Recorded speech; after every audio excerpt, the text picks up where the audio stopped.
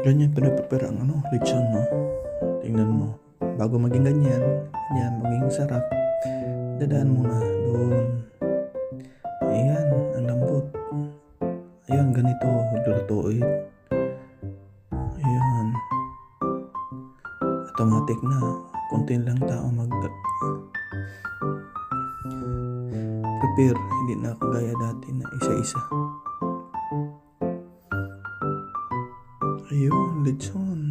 Ito, pag naluto na ganito, masarap yan. Tamang-tama sa apoy, hindi ilaw. Ayan, lechon pa more. Sarap nito. Tama lang yung apoy. Pag kulang sa apoy, hindi crispy kasi crispy yung. At ito naman ang malutong. Ayun. Sarap. Ganyan. Tasting. Ayan magandang panit. Makinis. Sarap niyan. Lechon pa more. Ayan, tugtog. Ito na. Para matikman. Ayun. Crispy na crispy. Ayan, lechon.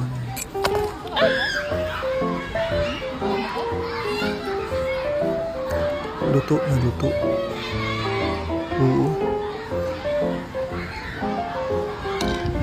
Gutom, daming makain kayo nito, di ba? Yun.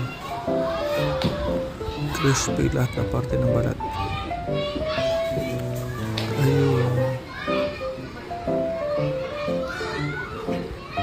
Sarap kain nito. Magtitipid sa pagkain. Ayan. Magtipid ka na sa lahat ng bagay, wag lang sa pagkain. Bakit? Kasi ang pagkain lang ang magbibigay ng lakas sa